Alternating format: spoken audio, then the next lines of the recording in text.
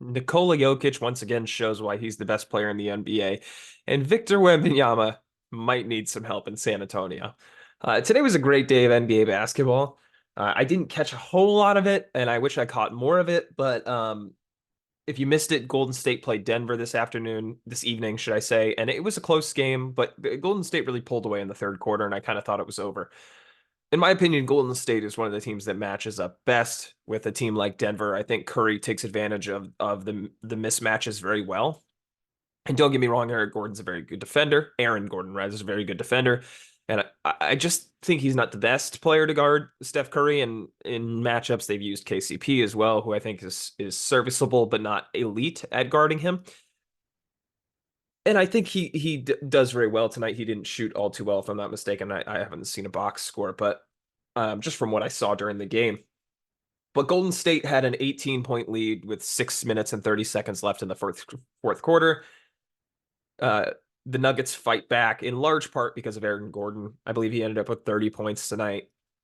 They get it to 16 points with 5:36 left. And I mean, just smart basketball plays, strong offensive and defensive rebounding by the Nuggets, good shooting, good defense. I mean, they forced Curry into some tough shots, especially Aaron Gordon. I think Aaron Gordon was their best player tonight, even if Jokic had an incredible game, right? I believe he's 39 of 44, the TNT broadcast said, for the last few games. He had a great game tonight. And that 27-6 run was capped off by his excellence, which I'll talk about in a second. But Aaron Gordon was just elite on both ends of the floor. Peyton Watson had his moments, right? Jamal Murray had his moments. But then with 3.5 seconds, I believe it was, left to go, they inbounded to Jokic on the other side of the court. He just gets over the half court line, heaves up a three. Just an incredible shot. And it ends up going in on the bank. A buzzer beater three to shock the Warriors in San Francisco. This is gonna. I don't know if anybody listening to this went to high school with me, but if you did, shout out to you. Um, it would have to be someone who went to middle school with me to know this. There's a kid in our class, Seth. I'm not gonna blast him on here. But he was one of the better basketball players in our class. Played varsity basketball our senior year, and I'm sure before that I don't really remember. But I remember distinctly in middle school, he used to shoot with the ball over the back of his head, right? And eventually, the varsity basketball coach was also a PE teacher. He eventually got him to change his shooting motion, and that's when he really took off as a player. Um, Jokic still shoots like that. Jokic shoots with the ball back here, and I think that makes it so difficult on shots like this final one when he's being guarded pretty close by an athletic defender. It's difficult to guard him, and if he's going to make a shot, he's going to make a shot. It's hard to block, and a crazy finish by him. I think an awesome game. If you watch that start to finish, I only caught the second half, and then with Victor Wembanyama, San Antonio ends up losing to Milwaukee, and obviously Milwaukee's a better team, right? San Antonio is a 15th seed in the West. Milwaukee's the second seed in the East, right? I'll never doubt that Milwaukee's not a better team. They have just supreme talent all the way through, right? Giannis and Dame are better than any player on the Spurs. But I will say Wemby showed out. And if you haven't seen the highlights of the game, you know what? I'm just gonna show them. Give me 1 second. Okay, so I found the highlights, 4 tweets that I think are intriguing from this game. So first, this is a Wemby block on Giannis. Giannis gets to the post pretty easily. It's pretty standard for him. But Wemby's ability to be bumped off of the play by the physical strength of Giannis and come back, make up the distance, use his length and athleticism to be able to block this shot is incredible. So you see, Giannis does that physical bump, right? Usually players are out of this play, right? Wemby's not a very strong and a thick player, right? So the ability to not only stay grounded, right? He's not flopping. He's coming back and he's trying to make a play. Use his incredible wingspan, right? They're jumping right here. Wemby is under the hoop. This is not an advantageous position for him, but he's already got the burst going toward the ball. Look at that. That is a full palm on the ball. That's incredible. We just see the arm length difference, right? How far away Wemby's shoulder is, and he's got his arm bent to be able to block that. That's incredible, and an emphatic block. Second highlight. This one I think was just more flashy, but it's incredible what Wemby can do.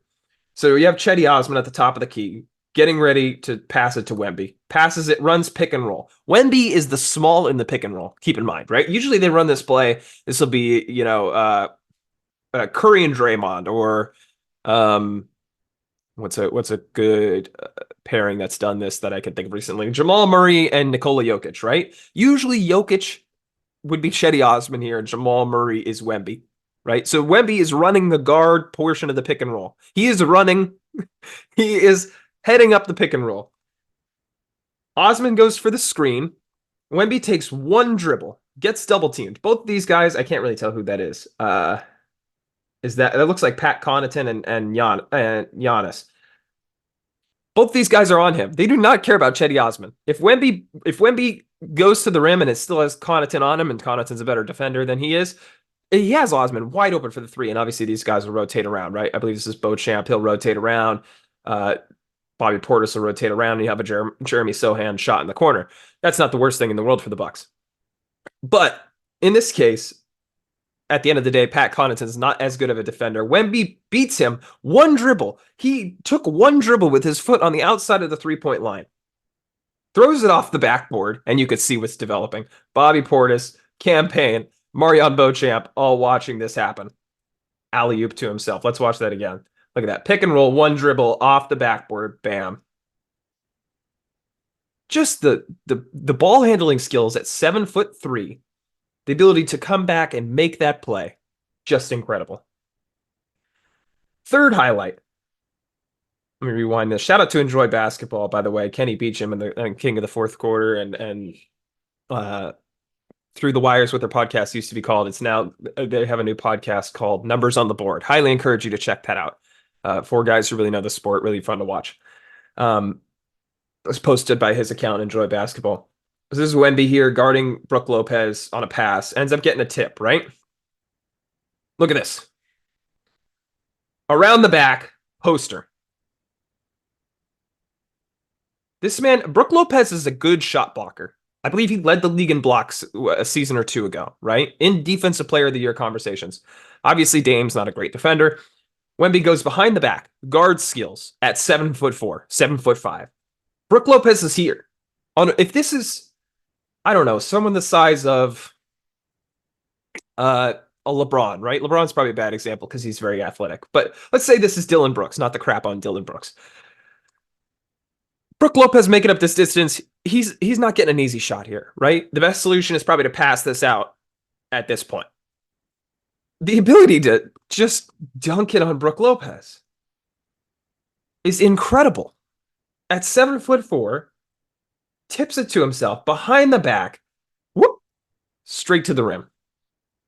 Just incredible. And then last one here.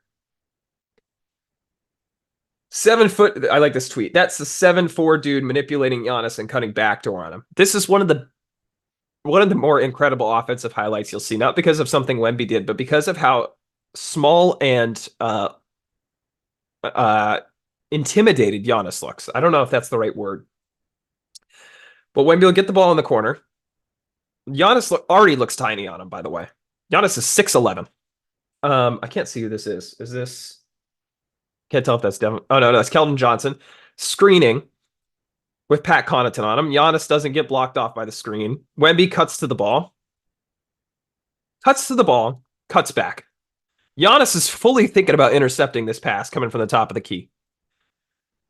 Giannis goes flying. Wemby cuts back. The pass goes inside. Good pass. I can't see who passed it. But Giannis is lost. A 7'4" man just made a multi-time Defensive Player of the Year, multi-time MVP, lost. And of course, he's got a wide open path to the bucket because Pat Connaughton, what's he doing there?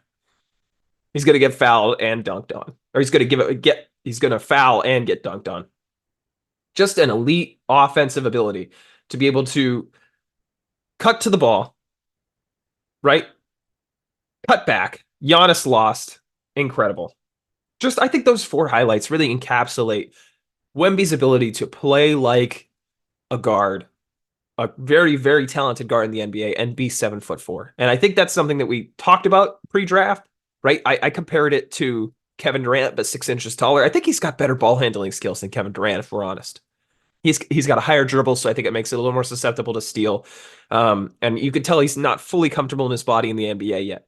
But I think when we look down in the future, we're going to look back at Wemby and say, you know, I think if he's healthy, obviously, if he stays healthy through his career, I think we didn't hype him up enough in his rookie season. I think we didn't give him time. I mean, we're looking at rookie of the year races, and Chet Holmgren and Jaime Jaquez Jr. are just running away with the votes, I think, in most people's mind, which I think is just ridiculous. Stats show, I mean, I'm not going to go through a full stat breakdown. You know what? We're doing it.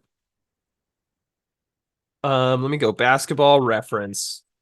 Wemby. I'm going to do a full stat comparison between him and Chet Holmgren. No disrespect to Chet Holmgren. I think he's developing into a very good NBA player. I think he's perfect for the Oklahoma City Thunder as well as developmental piece. But I think at the end of the day, Wemby's a better basketball player. Points a game, total rebounds a game, assists per game, steals per game, blocks per game. Obviously, Wemby's dominating all of them. Shooting splits, I think it is considerable to say that Chet Holmgren has a higher field goal percentage and 3-point percentage. That's one thing that I would hope Wemby develops a little bit is his 3-point percentage. He's shot a lot in France, but he really hasn't developed into that guy in the NBA. So this is understandable. I don't hate if your idea is that Chet Holmgren is more deserving of the MVP of the rookie of the year. Now let's go for Jaime Jaquez Jr. of the Miami Heat. 504 field goal percentage. I mean, that's close. I mean, it's a sizable difference, sure. 3-point percentage, Jaquez, I mean, that's just more of his game, obviously. Free throw percentage, pretty close. Effective field goal percentage, fairly close.